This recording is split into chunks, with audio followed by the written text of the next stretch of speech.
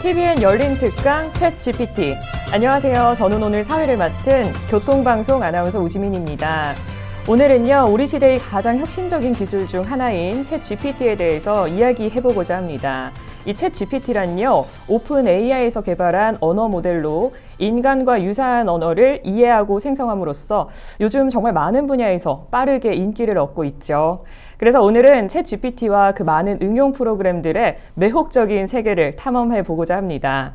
오늘은 이 기술이 놀랍게도 얼마나 산업을 변화시키고 우리가 기계와 또 인간이 상호작용하는 변화의 모습을 살펴보고자 합니다.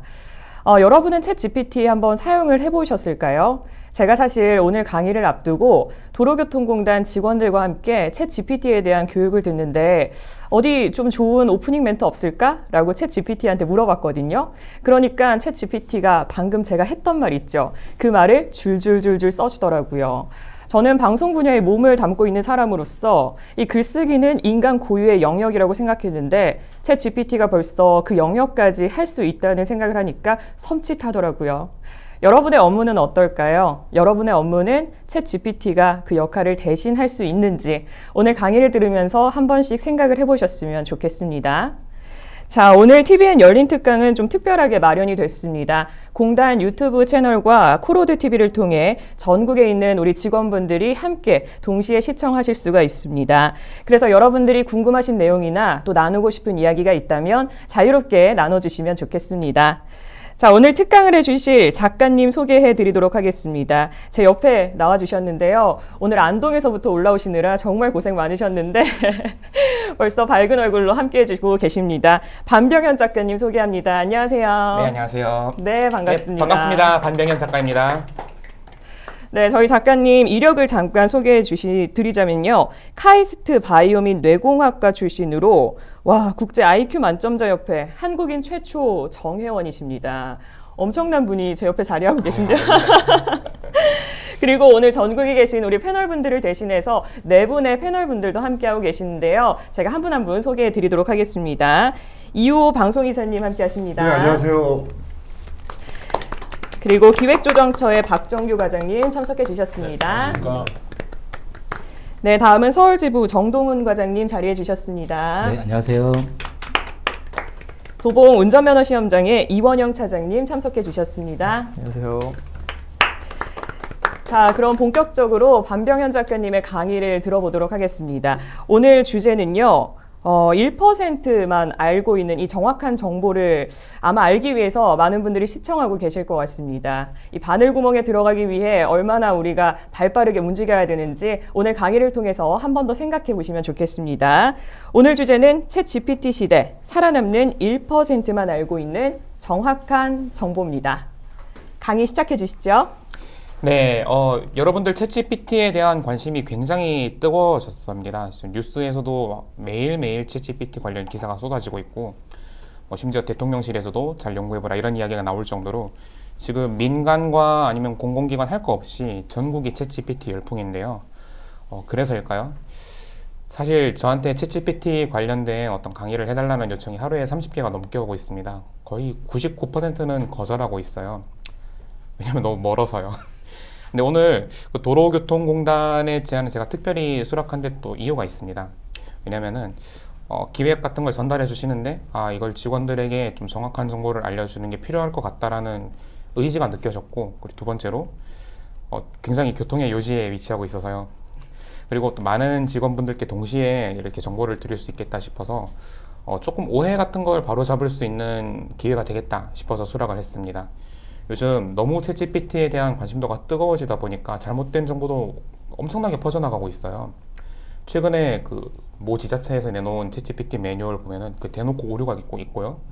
제가 그 발간된 기사 보고 당일 오전에 전화드려서 8페이지 하단에 있는 거 오류다 수정해라라고 전화드렸는데 아직까지 그냥 그대로 발간 유지하고 계시더라고요.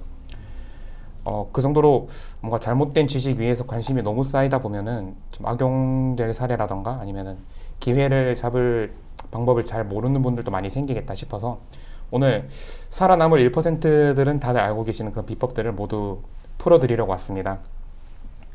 그러다 보니까 여러분들이 뉴스나 인터넷에서 보시던 지식보다는 조금 더 깊은 분야까지 다룰 텐데요.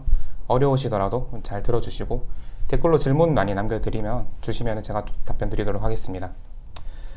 제 소개를 너무 잘 해주셨는데요. 저는 지금 책을 한 20권 넘게 쓴 작가이기도 하고, 논문을 12편 이상 쓴 학자이기도 하고, 또 특허를 30개 이상 출원한 발명가이기도 합니다. 근데 제가 자랑하고 싶은 스펙 중에 제일 대단한 건 아직 20대라는 거예요. 지금 만 29세 2달 남았습니다. 여튼 제가 이렇게 좀 어린 나이에 많은 성취를 낼 수 있었던 것도 AI를 활용한 그런 자동화를 관심을 많이 뒀기 때문이라 생각하는데요. 예를 들면 제가 지금 여기 카메라 촬영을 하고 있지만 안동에 있는 저희 집에 있는 컴퓨터가 지금 저 대신에 다른 연구를 수행하고 있어요. 제가 자리를 비워도 제 업적은 쌓여갑니다. 여러분들께서도 챗GPT라는 인류 역사상 가장 똑똑한 도구를 활용해서 이런 경험을 하실 수 있으면 좋겠어요. 제가 책을 이제 거의 23, 24, 사실 잘 몰라요. 저도 검색해봐야 아는데 몇 권 샜는지. 그중에 제일 왼쪽 위에 있는 저 챗GPT 책 때문에 제가 여기 챗GPT 전문가 역할로 오게 된 것 같습니다. 네, 제가 사실 챗GPT 같은 거대한 언어 인공지능을 연구하던 사람은 아니고요. 기껏해야 이렇게 지금까지 수능에 나왔던 영어 시험을 모두 학습해서 원래 수능에 나올 영단어를 예측하는 인공지능, 이런 거 작은 인공지능 같은 거 만들면서 놀고 있었습니다. 그런데 이 책이 너무 잘 돼서 저도 모르는 사이 제가 챗GPT 전문가가 되었더라고요. 그래서 이렇게 좀 강연을 다니고 있습니다. 책은 현재 총 4권이 출시 예정이고요. 그중에 1, 2권은 벌써 출간이 되었고, 조만간 프롬프트 엔지니어링이라는 기법을 다룬 책이 나오고, 그 뒤에 챗GPT를 제작하는 방법 책이 나올 예정입니다. 자, 좀 처음부터 도발적인 문구로 시작해 보겠습니다. 챗GPT의 지능은 사실 사용자의 지능을 반영하는 거울이다 라는 연구 결과가 있습니다. 아직까지도 우리나라 사람들 중에 거의 60% 가까운 사람들이 챗GPT를 써봤다고 하는데요. 챗GPT 그거 별로 유용하지 않던데? 라고 말하시는 분들의 비중도 꽤나 큽니다. 만약에 여러분께서 챗GPT 그게 뭐가 대단하다는 거야? 라는 생각을 갖고 계시다면 그게 저는 전혀 좋은 시그널이 아닐 수 있다 라고 말씀을 드리고 싶어요. 챗GPT는 왜 사용자의 지능을 반영하는 것처럼 행동하냐면, 결과적으로 챗GPT와 대화를 나누는 사람의 수준에 따라서 챗GPT 답변이 달라지기 때문인데요. 재미있는 예시가 있습니다. 자, 3월 14일 화이트데이에 GPT-4가 선물처럼 공개되었습니다. GPT-4는 최신 GPT 인공지능인데요. 굉장히 뛰어난 성능을 갖고 있어요. GPT-4는 미국 사법시험에서 상위 10% 성적을 받으면서 합격을 했고, 커트라인보다 아득히 높은 점수를 받았다고 합니다. 이걸 제가 대충 IQ로 환산했더니 140 정도 돼요. 그런데 또 재밌는 건 미국 수능 시험인 SAT에서도 상위 10% 근처의 성적을 받았어요. 대략 IQ 한 110에서 120 사이거든요. 그런데 약간 이상하지 않나요? 수능 상위 10% 성적인 사람이 사법고시에서도 상위 10%? 우리가 일반적으로 생각하기에는 사법고시 상위 10%가 훨씬 더 똑똑한 사람이잖아요. 왜 이런 차이가 생기냐면, SAT 지문 같은 게 단순한 지식이나 아니면은 단순한 논리 사고 정도를 물어봤다면, 사법고시 문제는 훨씬 더 복잡하고 어려운 논리적인 질문을 물어봤을 것으로 추측이 되는데, 질문의 수준이 훨씬 더 논리적이고 훨씬 더 어렵고 훨씬 더 높았기 때문에 챗GPT 답변도 같은 수준으로 높아져서 사법고시에서도 상위 10%가 나왔지 않나 라는 추측이 가능할 것 같습니다. 즉, 객관적인 수치로 질문자의 수준에 따라서 챗GPT의 역량이 바뀐다는 게 증명이 되어버렸어요. 자, 그런데 하루아침에 저희가 막 갑자기 머리가 좋아지게 되는 훈련 이런 건 없죠. 그래서 우리는 챗GPT가 어떤 방식으로 작동하는지를 살짝 이해하면은 훨씬 더 작동 원리를 고려하면서 좋은 답변을 받아낼 수 있는 질문을 설계하는 방법을 터득할 수 있게 됩니다. 또 아까 챗GPT 영향으로 사라질 직업 같은 것도 언급해 주셨는데요. 제가 챗GPT를 만든 오픈AI에서 내놓은 논문을 인용을 해왔습니다. 왼쪽이 원문이고 오른쪽은 제가 번역을 해온 건데, 오른쪽에 적혀있는 직업들이 챗GPT의 영향을 받지 않을 직업들이래요. 보시면은 농기계 운전하시는 분들, 설거지 하시는 분들, 오토바이 정비하시는 분들, 타일공의 조수, 몸을 쓰는 직업 말고는 대부분 챗GPT 영향을 피해갈 수 없다라는 연구 결과가 나왔고요. 챗GPT의 영향으로 사라질 수 있는 상위 직업군도 그 논문에서 공개가 되어 있었는데, 작가, 데이터 사이언티스트, 지방자치단체도 포함되어 있었고 또 유통업계가 상당 부분 포함되어 있었어요. 이제 추측을 해보자면 챗GPT가 대화를 통해서 나한테 필요한 물건을 즉석에서 추천해 줄 수 있기 때문에 상당수의 유통업자들이 기회를 잃어버릴 수 있다는 것도 있었고 병원도 있었고요. 즉 여러분들이 생각하시는 어떤 양복 입고 사무실에서 근무하시는 직업들 대부분이 챗GPT 영향을 피해갈 수 없다라는 연구 결과가 나온 겁니다. 자, AI가 이렇게 강력한 영향력을 끼치고 있어요. 이 영향에서 벗어나야 될 것 같다라고 느끼시죠? 반대로 이 영향력에 몸을 맡겨버린 사례도 있습니다. 여기 있는 잭슨 폴 선생님은 자기가 돈을 벌기 위해 경제활동을 하기 위해서 필요한 모든 의사결정을 챗GPT한테 아웃소싱을 줘버렸어요. 챗GPT한테 내가 $100가 있어. 이걸로 돈을 벌고 싶은데 합법적이고 육체노동이 아닌 일 중에서 나한테 뭐든지 시켜봐. 내가 그걸 현실 세계에서 다 할게. 라는 명령을 내렸고 챗GPT가 시키는 대로 실제로 사업체를 일으킵니다. 일주일 만에 보유 현금이 57배 늘어났대요. 대단하지 않나요? 늑대와 강아지가 유전적으로는 똑같대요. 그런데 강아지는 모든 판단을 인간에게 아웃소싱을 줬다고 합니다. 어쩌면은 AI와 인간의 관계도 그렇게 가게 되는 건 아닐까요? 영향력을 피해서 살아남기 위해서 발버둥 치는 게 더 현명한 일일지, 혹은 누구보다 빠르게 AI에게 주권을 맡겨버리는 게 더 현명할 것인지 굉장한 또 갑론을박이 펼쳐지고 있습니다. 자, 그럼 이런 일들이 어떻게 가능했는지를 지금부터 조금 살펴보도록 하죠. 혹시 챗GPT 출시까지 얼마나 걸렸는지 알고 계십니까? 얼마나 걸렸을 것 같아요? 얼마 걸렸을 것 같아요? 한 16일 걸렸나요? 16일? 16일? 거의 정답에 근접하셨는데요. 보통 이러면 몇 년, 10년 이렇게 대답하시는데 정확하게 13일 걸렸습니다. 자, 작년 6월이었어요. 구글에서 엄청나게 성능이 뛰어난 인공지능을 보유하고 있다는 기사가 나왔습니다. 얼마나 성능이 뛰어났냐면 여기 사진에 계시는 블레이크 르무인 선생님이 그 AI의 개발자 중에 한 분인데 우리 구글 AI에 자아가 있습니다 라는 사실을 폭로하기 위해서 미디어 인터뷰에 응하세요. 덕분에 구글이 만든 AI가 인간만큼 똑똑해져서 자아까지 생겼다라는 허위 사실이 뉴스로 퍼지면서 전 세계를 뜨겁게 달궜거든요.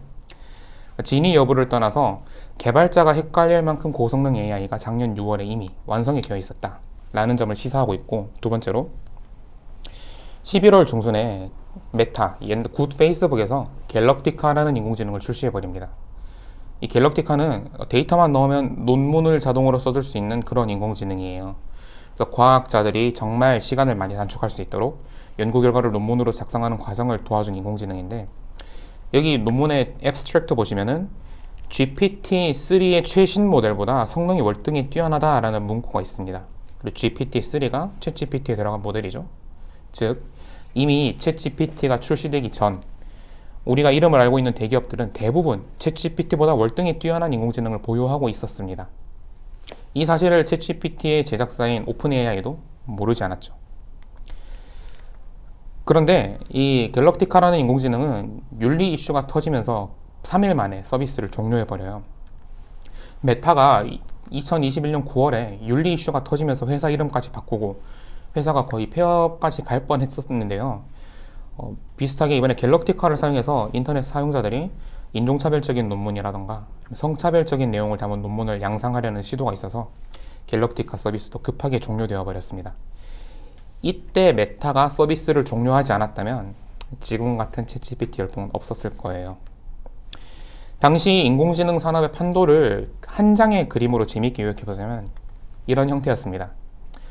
구글에서 발명한 버트라는 인공지능 원천 기술이 너무나도 뛰어난 나머지 메타, 구글, SKT 같은 세계적인 대기업들은 GPT가 아니라 구글이 발명한 버트라는 인공지능을 바탕으로 AI 서비스를 개발하고 있었어요. 그 와중에 오픈AI에서는 매년 GPT를 조금씩 개선시키면서 언젠가는 GPT가 1등을 할 수 있을 거야 라는 희망을 갖고 있었고요. 그런데 GPT의 최신 모델인 GPT-4를 출시하려고 이제 언제 출시하지? 이렇게 시장 상황을 살피는 중에 구글에서도 대단한 거 있다는 게 뉴스 나오고 메타에서도 엄청난 거 내놓고 하니까 초조했던 겁니다. 그래서요, 그 인터뷰 기사에 따르면 GPT-4를 출시했을 때 다른 기업의 AI 때문에 이목이 빼앗길까봐 챗GPT 개발을 시작했다고 해요. 여기서부터는 제가 MSG를 살짝 뿌린 건데요. 회의실에서 이 샘 알트만 CEO께서 이렇게 말씀하셨겠죠. 우리도 뭐 좀 만들자. 이제 오픈 AI 박사 초봉이 7억 정도로 추정되거든요. 이제 연봉 7억짜리 박사님들이 밥값을 하기 시작합니다. 그래서 2020년에 만들어둔 GPT-3에 채팅 기능을 붙이고 어느 정도 답변을 또 원활하게 할 수 있도록 강화학습 기능을 넣어서 만든 게 챗 GPT입니다. 딱 13일 걸렸다고 해요. 이렇게 13일 만에 이미 만든 지 2년 정도 지난 기술을 재탕해서 만든 챗 GPT. 출시 이후의 반응은 여러분들이 더 잘 아시죠? 챗 GPT를 따라가고자 구글이 무리를 하는 바람에 시총 150조가 날아갔고, 우리나라 대기업들은 GPT-3에게 한글을 가르칠 것이다 라는 입장을 발표하고 있죠. 그 와중에 메타에서는 챗 GPT는 혁신이 없습니다 라는 주장을 하고 있습니다. 결과가 어찌되었든 간에 챗 GPT가 지금 가장 유명한 인터넷 서비스, 인공지능 서비스가 되어버린 건 부정할 수 없는 사실이고, 결과적으로 챗 GPT를 활용해서 이목을 바짝 끌어올린 그 상태에서 화이트데이에 GPT-4를 출시했죠. 샘 알트만 CEO의 전략대로 GPT-4는 엄청나게 뜨거운 환호 속에 이렇게 첫 발을 내디디게 되었습니다. 여기까지가 챗 GPT가 출시된 계기예요. 다른 기관 갔더니 저런 인공지능을 무료로 출시한 저희가 궁금하다 이렇게 말씀하시던데, 저게 저입니다. 마케팅 수단이었어요.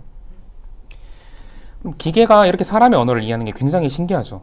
어떤 비밀이 있었기에 기계가 사람의 언어를 이해할 수 있게 되었을까요? 이것도 되게 재밌는 사례가 있습니다.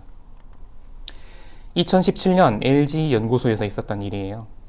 당시 LG 연구원들은 사람의 말을 알아듣는 에어컨을 발명하는 데 성공했습니다. 그래서 이거를 임원들에게 보고를 했고, 당시 LG전자 부사장님께서 너무 신나서 연구소에 방문을 하셨다고 해요. 그래서 이제 여기서부터 제 상상인데 아마 연구원들이 한 줄로 쪼르륵 서 있었겠죠. 이제 부장님께서 나오셔가지고 아유 부사장님 뭐 이런 거 하면은 얘가 말을 알아듣습니다 설명을 했을 거고요. 부사장님께서 당시에 굉장히 설레는 마음을 갖고 에어컨 앞에 서서 한마디를 하셨답니다. 니 먹고. 알아들을 수 없는 명령어입니다. 다시 한번 말씀해 주시겠어요? 된다며. 자, 분위기가 굉장히 험악해졌겠죠. 부사장님께서 친히 방문하셨는데 사투리를 못 알아듣는 상황이 벌어진 거예요. 제가 당시 연구하셨던 분을 만나본 적은 없지만 아마 집에 계신 어머니가 보고 싶었을 것 같습니다. 여튼 사투리는 종이 위에 써놓고 봤을 때는 표준어와 크게 다르게 생기진 않았어요. 비슷한 모양이죠. 그런데 억양이 다르다는 점 하나 때문에 AI가 알아듣지 못한 겁니다. 그래서 LG 연구원들이 전국 방방곳곳에서 녹음된 사투리 데이터를 수집해서 AI를 다시 훈육시키고 부사장님의 걸걸한 사투리를 이해하게 된 뒤에야 2018년에 에어컨을 출시할 수 있었다고 합니다. 그만큼 사람의 목소리로 말하는 언어가 굉장히 기계가 이해하기 힘든 언어예요. 그래서일까요? 대부분의 음성인식 비서 시스템들은 시동어라는 기능을 사용합니다. 애플의 아이폰 같은 경우는 시리야, 삼성폰은 하이 빅스비 라고 이야기하지 않으면 대답해주지 않아요. 이런 시동어라는 기능이 없을 경우에 AI 입장에서도 굉장히 억울할 수 있습니다. 아니 인간들 자기들끼리 떠드는 건지 나한테 말 거는 건지 내가 어떻게 알아요? 라고 인공지능 입장에서도 조금 억울할 수 있겠죠. 그래서 평상시에는 마이크가 켜져 있지만 아무런 응답도 하지 않다가 시동어가 들리는 순간 삐링 하고 깨어나서 녹음된 내용을 인공지능한테 집어넣고 분석해서 답변을 만들어주는 식으로 작동을 해요. 그만큼 비정형적인 언어라는 데이터 속에서 패턴을 찾는 게 굉장히 어려운 일인데 목소리 데이터가 텍스트보다도 월등히 어려울 수밖에 없습니다. 자, 단적인 예시를 보자면 요즘 시골에 부모님들 외로우실까봐 뭐 기가진이나 카카오미니 많이 사드리거든요.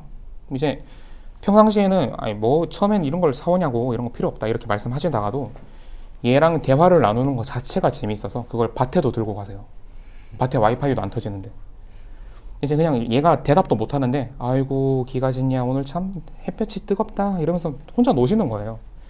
그렇게 부모님들이 애착을 가지시는 스피커가 갑자기 막 쌍욕을 하거나 비속어를 쓰면 안 되겠죠. 그래서 그런 인공지능을 만들 때에는 비속어라던가 부적절한 단어를 모두 녹음 파일에서 삭제한 다음에 인공지능에게 집어넣어야 되는데 2만 시간짜리 mp3 파일 같은 데서 욕설을 찾아내려면 누군가가 처음부터 끝까지 2만 시간 동안 들어야 됩니다. 69시간 동안 일을 하더라도 며칠이 걸릴까요? 그러다 보니 음성에서 정형화된 격식 있는 데이터를 뽑아내는 건 굉장히 힘이 듭니다. 반면에 텍스트로 2만 시간짜리 대본에서 컨트롤 F로 욕설을 찾는 과정 1, 2분이면 끝납니다. 그렇게 현대 여러분들께서 알고 계시는 챗GPT라던가 아니면 구글 바드 같은 유명한 인공지능들은 대부분 음성이 아니라 텍스트로 작동을 하고 목소리가 아니라 채팅으로 우리와 대화를 나누도록 설계가 되어 있어요. 여기까지 이해하셨으면 목소리를 학습하는 게 굉장히 힘든 일이구나를 이해하셨을 겁니다. 그럼 지금부터 텍스트에서 AI가 의미를 파악하는 과정을 짧게 설명드릴 거예요. 너무 어려울 것 같아서 짧게 요약했는데 혹시 놓치시거나 어려운 게 있으시면 댓글로 좀 물어보시면 제가 답변 드리겠습니다. 자, 사람과 똑같은 방식으로 단어의 의미를 이해한 인공지능은 2013년도에 구글의 손에서 태어났고요. 퀴즈를 풀면서 단어의 의미를 체험하게 됩니다. 자, 1번 퀴즈 한번 보겠습니다. 그 조련사는 땡땡을 키웁니다. 정답은 강아지겠죠. 그쵸? 보도블록을 키우진 않을 거 아니에요.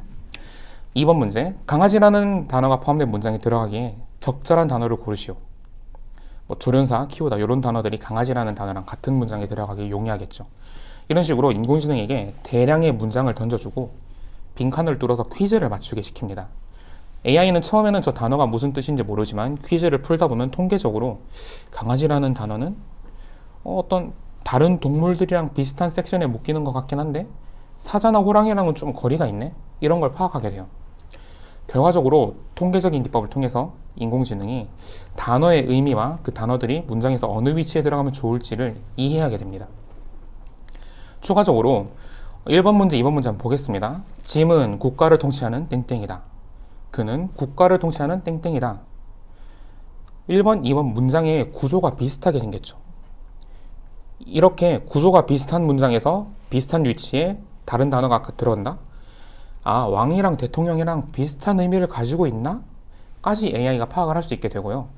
비슷한 방식으로 남자와 여자라는 단어의 어감 차이는 왕과 여왕의 어감 차이와 비슷한 거구나 까지도 파악을 할 수 있게 되었습니다. 즉 단어의 의미를 정말로 국어사전, 영어사전 같은 거 없이 눈으로 읽고 파악을 해버린 거죠.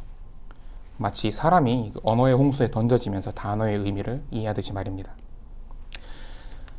이 인공지능에는 인코더라는 기능이 들어가 있습니다. 인코더는 압축을 하는 도구인데요. 문장이라는 데이터를 압축해서 그 단어가 갖고 있는 핵심 의미만 숫자 몇 개의 묶음으로 표현을 하게 됩니다. 그리고 이 과정에서 굉장히 많은 정보가 손실되는데요. 정보의 손실은 사실 우리 뇌에서도 일어나고 있는 일입니다. 손실시키면서 정보를 압축하는 기술을 손실 압축이라고 하는데 인간 뇌의 손실 압축 증거가 바로 수박이에요. 수박 드셔보셨죠? 네, 이제 만약에 수박을 먹고 그 맛과 향, 아삭아삭한 식감을 뇌에 저장하는 과정에서 수박과 동일한 부피의 뇌 면적이 필요하다면 어땠을까요? 수박을 한 통 먹어버리면 이름도 까먹고 계좌번호도 까먹고 나이도 까먹어버리겠죠. 물론 수박에는 그 정도 가치가 있긴 합니다만 인간의 뇌는 그런 식으로 작동하지 않아요. 우리가 수박 한 통을 다 먹더라도 기억을 유지할 수 있을 겁니다. 이게 뇌가 손실 압축을 하는 방식입니다. 대신 여러분들께서는 다른 많은 정보를 잃어버리고 계세요. 예를 들면 오늘 아침에 드셨던 공깃밥에 쌀이 몇 알이 어떤 각도로 배치되어 있었는지, 오늘 마신 커피잔에 얼음이 몇 개였는지 기억하시나요? 못하실걸요? 이런 식으로 뇌는 저장하는 데 필요 없다고 판단되는 정보를 날려버립니다. 비슷한 방식으로 인코더도 내가 이 단어를 이해하는데 이 정보는 필요 없어 라는 걸 효과적으로 날려버리는 기계예요. 즉 인코더가 뛰어난 성능을 가지면 가질수록 복잡한 데이터를 쉽게 잘 이해할 수 있게 됩니다. 이거 어려우니까 넘어갈게요. 그리고 2014년도에 단어가 아니라 문장 단위의 의미를 이해하는 인공지능이 또 구글의 손에서 만들어졌는데요. 이 인공지능은 문장을 입력받아서 인코더로 또 숫자 하나로 만들어 버렸어요. 즉 문장이 가지는 어떤 복잡한 관념조차도 아주 단순한 본질적인 마치 플라톤의 이데아 같은 한 점으로 응축할 수 있는 의미를 가지고 있다는 게 이 인공지능의 작동 원리고, 그 의미를 디코더라는 기능을 활용해서 확장을 시키는데요. 압축시킬 때와 다른 언어를 사용해서 확장을 시켜버립니다. 즉 한국어라던가 영어로 입력받은 문장을 압축해서 의미만 남기고 그 의미를 불어를 활용하는 디코더로 팽창을 시켜서 불어로 번역을 시켜버린 거예요.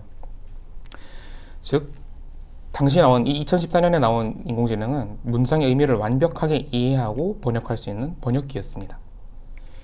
위쪽에 있는 문장이 논문에 실려 있었던 불어 문장인데요. 제가 이걸 구글 번역기에 넣어봤더니 아래와 같이 꽤나 정상적인 번역이 되더라고요. 그럼 단순히 문장을 압축시켰다가 팽창시켰을 뿐인데 왜 번역이 되냐?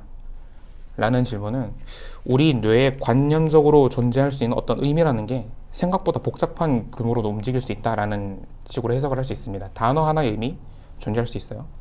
문장 하나의 의미, 인간의 뇌가 워낙 똑똑하다 보니까 이것도 어떤 소수의 숫자의 조합으로 표현할 수 있었다.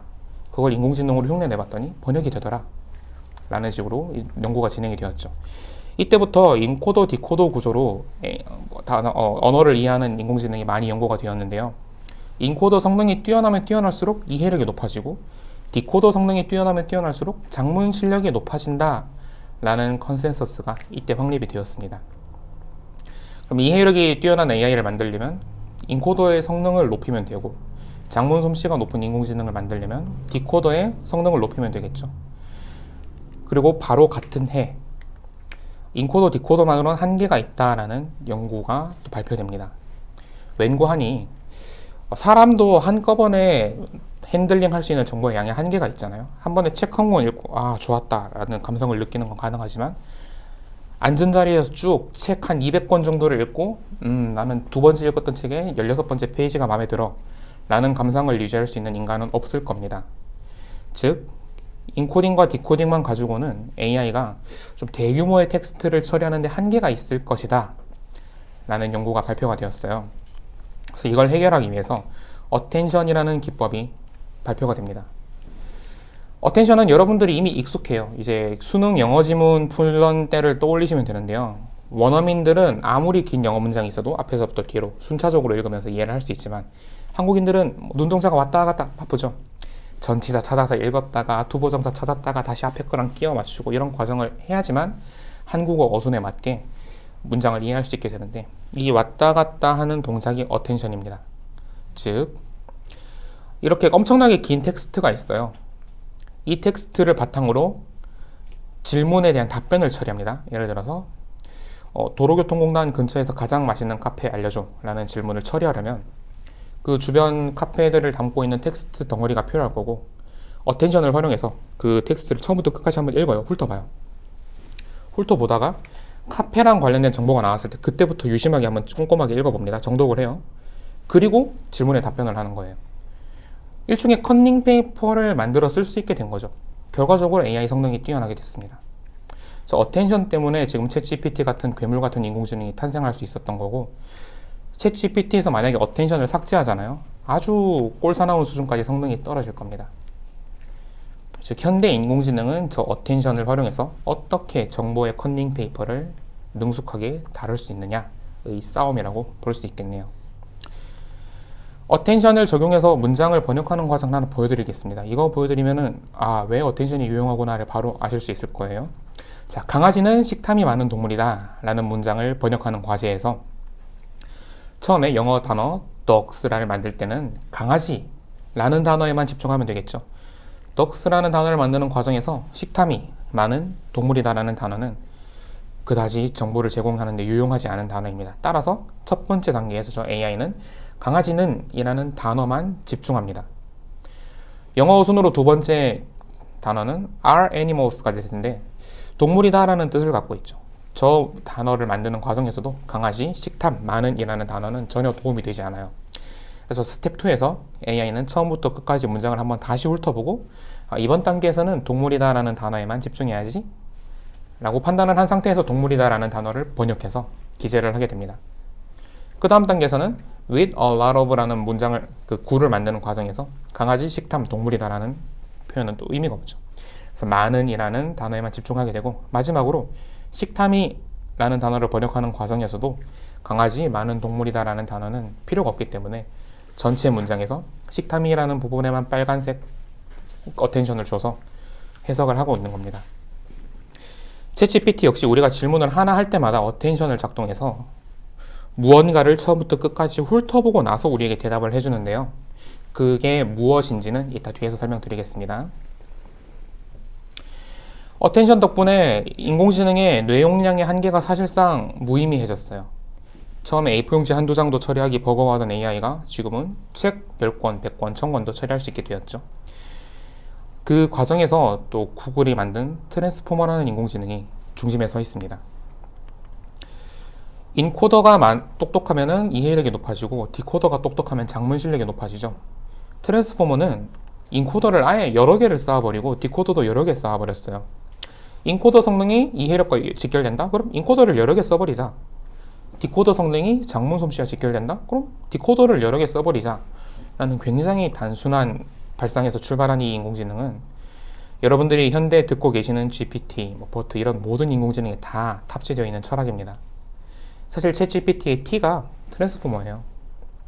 즉 성능을 높이는 데 도움이 되는 디코더, 인코더 같은 걸 여러 개 깊게 쌓으니까 성능이 엄청 올라가더라 라는 걸로 이해하시면 되겠습니다. 이 트랜스포머를 처음 발표한 구글은 이 트랜스포머가 이제 변신 막 이런 뜻이 있잖아요. 마치 영어로 집어넣은 문장이 다른 나라 말로 변신하는 것 같더라. 정말 처음부터 독일어였던 것처럼 그냥 모습을 바뀌는 변신 과정처럼 번역이 매끄럽다라 하는 과정에서 그런 발상에서 트랜스포머라고 이름을 붙인 걸로 추정되고 있습니다. 여기까지 보셨으면 이제 GPT를 이해할 수 있게 되었습니다. 이거 하려고 지금까지 이렇게 어려운 이야기 한 거예요. 참. 자, T는 이해했으니까 GP만 이해하면 되겠죠. GP는 Generative Pre-training인데요. 제가 주로 파스타 레스토랑 직원 구하기라는 비유로 설명을 드립니다. 자, 여러분들이 이제 퇴직을 하시고 신촌에 파스타 가게를 차렸어요. 장사가 너무너무 잘 돼요. 그래서 도저히 여러분 혼자서는 주방을 감당할 수 없게 되었습니다. 주방에서 요리를 하실 직원을 추가로 뽑는다고 공고를 했는데 2명의 지원자가 지원을 했어요. 1번 지원자, 70년 인생 소바 삶기 장인, 파스타 조리 경험 0번. 2번 지원자, 요리 경험 자체가 0번. 여러분들은 어떤 지원자를 뽑겠습니까? 자, 제가 다른 정출연에 가서 강의를 했는데 누가 2번이요 라고 소리를 지르더라고요. 저는 1번을 뽑을 것 같습니다만, 왜냐면은 파스타를 삶아본 적은 없지만 파스타랑 비슷하게 생긴 밀가루로 만든 딱딱하고 긴 물체를 삶는 과정을 70년 해봤잖아요. 비슷한 분야의 경력이 있으니까 파스타도 잘 삶지 않을까? 라는 추측하에 저라면 1번 지원자를 뽑을 것 같습니다. 이게 GPT, GP예요. 무슨 소린가 싶죠? 챗 GPT를 만드는 트랜스포머에게 이런 채팅이 아닌 조금 더 쉬운 다른 방식으로 언어 학습을 시키고요. 언어에 어느 정도 통달하게 된 GPT를 가져다가 채팅도 해볼래? 너 언어 잘하잖아 라고 권하는 게, 즉 경력직 AI를 만들어 놓고 채팅이라는 다른 업무에 투입시키는 게 GPT입니다. 이 퀴즈를 풀면서 GPT가 인간의 언어 구조를 이해하게 되는데요. 어텐션을 활용하면서 문장 일부를 잘라두고 잘려나간 문장 바로 뒤에 올 단어를 예측시킵니다. 3단계부터 보면은 강아지는 식탐이 많은 뒤에 올 단어로 올바른 것을 예측하시오. 동물이다 라는 단어를 말할 수 있을 텐데요. 동물이다 라는 단어를 떠올리는 과정에서는 강아지, 식탐, 많은 이라는 3개의 단어 중에서 강아지만 중요하게 작용합니다. 이런 식으로 어텐션을 활용하면서 잘려나간 문장 바로 뒤에 올 단어를 예측하는 퀴즈를 풀게 되고, 저거를 몇천 번, 몇만 번이 아니라 몇십억 번, 몇 조 번씩 천문학적인 데이터를 활용해서 퀴즈를 푸는 과정에서 우연찮게도 GPT가 인간의 언어 구조와 문법, 어법, 상황별 어휘 등을 학습하게 돼요. 이게 GPT고 여기 채팅 기능을 붙인 게 챗 GPT입니다. 이 과정 어느 곳에도 백과사전을 읽게 한다거나 아니면 지식 정보 체계를 주입하는 과정이 없어요. 그러니까 즉 애초에 그냥 언어를 좀 잘 다루는 AI인데 걔한테 지식 같은 걸 물어보고 너 왜 그것도 몰라? 라고 혼을 내고 있는 게 지금 많은 사람들의 모습인 것 같습니다. 정말 이 도구를 잘못 이해하고 계시기 때문에 그렇게 엉뚱한 곳에 활용을 하시면서 답답해 하시는 건데요. 챗GPT는 단순히 그냥 말을 잘하는 기계에 지나지 않습니다. 이걸 꼭 염두에 두시면 좋겠고, 뒤에 있는 내용들은 어려운 게 많은데 좀 상당히 넘어갈게요. 시간 관계도 있고 이것만 보시면 되겠습니다. 이제 오픈 AI에서 구글이 내놓은 버트라는 인공지능을 이길 방법이 없었나 봐요. 그래서 어떤 일을 했냐면 인공지능의 부피를 무지막지하게 키우기 시작합니다. 동물로 치면은 뇌의 부피를 계속해서 키운 거예요. 그러다 보니까 GPT 1, 2, 3를 거치면서 인공지능 부피가 너무너무 커져 버렸어요. 그래서 현재에는 대략 1,000억 원 가량의 슈퍼컴퓨터가 있어야 거대 인공지능 그런 경쟁에 진입을 할 수 있는 티켓을 살 수 있다라는 비유로 설명을 하곤 하거든요. 즉 이제 웬만한 중소기업이나 대학교에서는 인공지능 경쟁에 이렇게 한 발 쓱 들어가 볼까라는 고민조차 못하게 되었습니다. 이게 현재 벌어지고 있는 인공지능 산업의 현실이고, 덕분에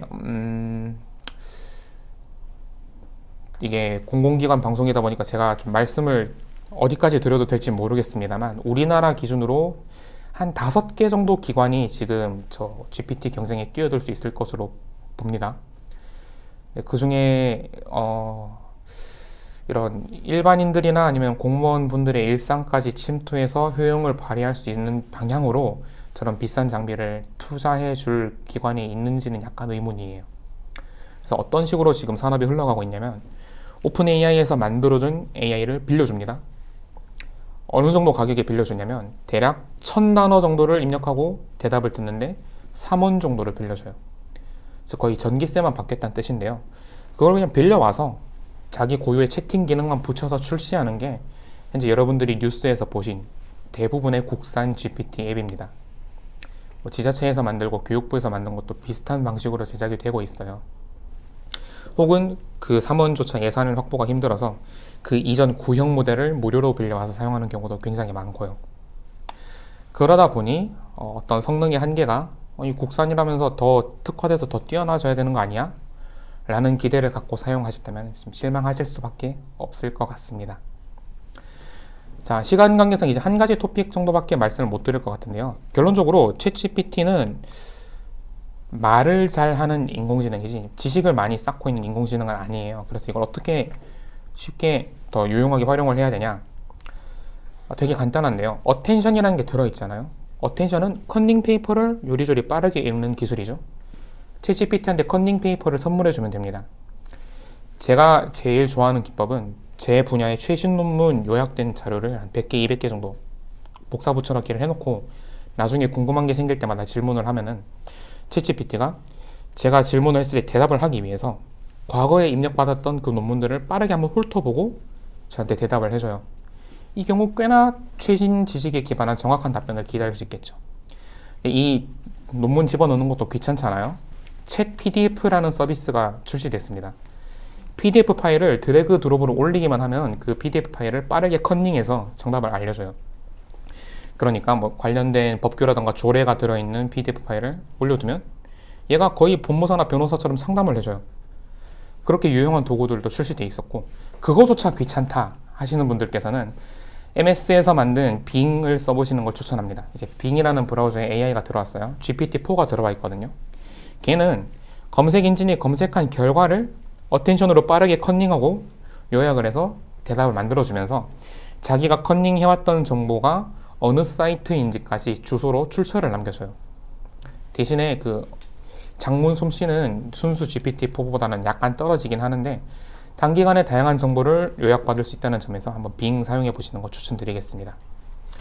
그리고 지금 한 1분 미만 남았는데 마지막으로 하나만 더 알려드리자면 챗GPT 서버 왜곡이 있거든요. 그러니까 챗GPT 채팅창에 개인정보라던가 해외 반출이 금지되어 있는 데이터 올리시면 큰일 납니다.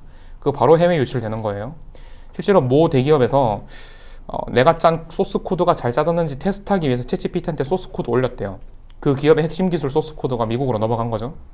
또 모 지자체에서는 학생들 성적표 같은 거 이런 거 아니면 생활기록부 짜는 거 그대로 넣었다가 또 털렸어요, 미국에. 조심하셔야 됩니다. 이런 사용 수칙 같은 거, 보안 수칙 같은 거 꼭 이해를 하시고, 누구든지 해외에 있는 익명의 누군가가 볼 수도 있는 데이터만 채팅창에 입력을 하시는 게 맞고, 그런 해외 반출이 곤란한 자료를 만약에 여러분들이 AI 도움받아서 분석해야 되는 상황이 왔을 때에는 챗GPT한테 직접 그 데이터를 던져주고 요약을 해줘 라고 하는 게 아니라, 챗GPT야 이런 내용이 담겨있는 엑셀 파일을 내가 갖고 있는데 어떤 엑셀 함수를 써서 이거를 내가 유용하게 분석하면 좋을까 라고 우회적으로 물어보십시오. 데이터를 넘겨주지 않는 선에서 유용하게 활용할 수 있는 방향으로요. 네, 그럼 여기까지 해서 이제 40분 강의가 끝났는데요. 좀 짧게, 제 입장에서 굉장히 짧게 느껴졌습니다. 평상시 이거의 3배 정도 떠들거든요. 그러다 보니까 여러분들께서도 설명이 좀 빠르거나 어려우셨을 수 있을 것 같은데, 궁금하신 거 저기 댓글로 달아주시면 저희가 읽어보고 답변 드리도록 하겠습니다. 네, 좀 들어주셔서 감사합니다. 네. 저희가 유튜브 댓글로 그렇습니다. 정말 많은 분들이 예, 참여해 예, 주셔서 예, 예. 제가 질문을 드릴 테니까 강사님이 또 간략하게 좀 말씀 나눠주시죠. 윤님이 지식을 주입시키는 게 아니라 말을 잘하는 기계라면 미래가 아닌 과거를 비추는 수단으로밖에 활용할 수 없을 것 같은데요. 이 사람들은 챗 GPT가 우리의 결정권을 앗아갈 것이라고 생각하는 이유는 뭘까요? 그리고 챗 GPT는 결국 미래를 결정하는 데 있어서 과거의 데이터를 알려주는 것에 그치는 건 아닌지 좀 생각이 듭니다라고 일단 남겨주셨어요. 질문 자체에 좀 비약이 있는 것 같은데, 이제 말을 잘하는 기계가 왜 과거를 비출 거라 생각하시죠? 저는 일단 그 질문 하신 분의 의도가 좀 이해가 잘 안 돼서 다시 질문 드리고 싶은데, 여러분도 저희도 그냥 말을 잘하는 기계잖아요. 단지 지금까지 쌓아온 정보를 잘 요약해서 새로운 판단을 할 수 있는 기계인데, 어텐션이 똑같이 작동하거든요. 그래서 AI에게 판단할 수 있는 기준, 빅데이터만 연결해주면 그걸 토대로 굉장히 논리적인 새로운 것들을 만들어내고 발견해낼 수 있는데요. 그거를 성공시킨 사례가 이미 나왔죠. 빙 실시간으로 검색 결과 이렇게 인식을 해서 전 세계에서 쏟아지는 출시된 지 1시간도 안 된 따끈따끈한 지식을 요약할 수 있는 기계가 나왔어요. 걔가 과연 과거의 정보만 비추는 거울이라 할 수 있을까요? 우리보다 더 최신 정보를 많이 알고 있을 텐데. 그럼 걔한테 너가 정치 이야기 하기 너무 무서운데, 최근 뭐 예를 들어서 한 3개월간 있었던 우리나라 지금 특정 당과 관련된 사건에 대해서 이게 우리나라의 민주주의 발전에 어떤 영향을 끼칠 것 같아? 라고 질문했을 때 그냥 나름대로 대답을 해주겠죠.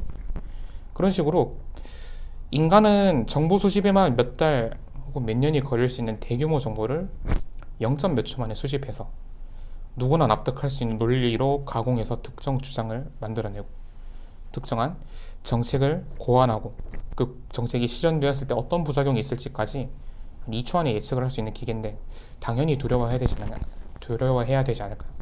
한번 유료 결제해서 며칠 써보시죠.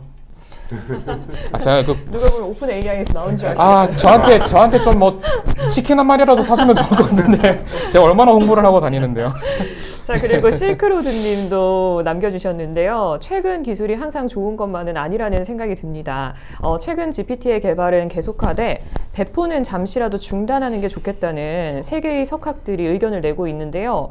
작가님은 이 부분에 대해 어떤 의견이신지 듣고 싶습니다. 일단 제 개인적인 의견은 남들이 어떻게 생각하든 간에 일단 나는 내 살 길을 찾아야겠다고요.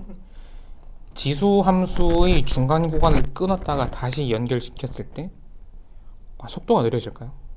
속도는 똑같이 지수 함수를 증가하거든요. 이게 너무 이과스러웠나? 6개월 그러니까요. 한 1년에 2배씩 뭔가 발전하는 게 있어요. 이거 6개월 쉰다고 해서 한 3, 4년 뒤에 미래가 많이 다를까요? 아닐 거거든요. 그래서 6개월 쉬는 게 저는 어떤 의미를 가진다고 보냐면, 경쟁사들이 비슷한 수준의 AI를 출시할 수 있는 준비 기간을 주게 될 것 같다 라고 생각을 하고, 6개월 쉬잖아요. 6개월 뒤에 챗 GPT 하나만 가지고도 이런 혼란이 벌어지는데, 비슷한 수준의 AI 수십 개가 쏟아져서 동시에 6개월 풀리는 날 빵 하고 출시될 수 있다고 봅니다. 차라리 챗 GPT 하나가 독점하면서 변화를 느리게 가져가는 게 더 낫지 않나라는 생각도 들어요. 또 그 서명 안에 동의하신 분들 보니까 대부분 지금 오픈 AI랑 마이크로소프트한테 기술력으로 밀린 기업의 대표분들이던데, 좀 어느 정도 정치적인 의견이 포함된 게 아닌가 이런 생각도 듭니다. 네. 그리고 루다님도요, 작가님 책을 미리 읽으셨나 봐요. 재밌게 잘 감사합니다. 봤습니다.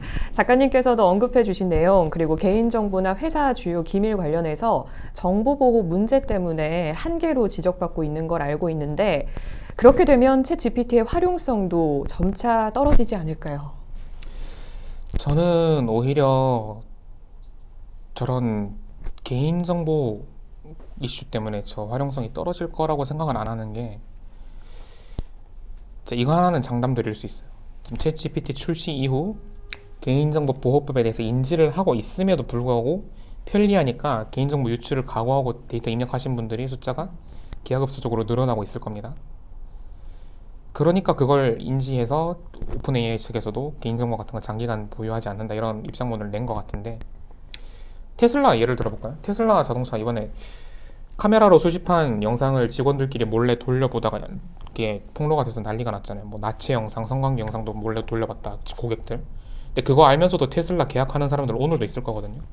즉 제품이 워낙 뛰어나면 어떤 이슈가 있어도 일단 쓸 거예요. 그게 다른 선택지보다 워낙 뛰어나니까. 그래서 그런 개인정보 이슈를 감수하고서라도 챗GPT를 쓰려는 사람들이 일단 생겨날 것 같고, 꾸준히.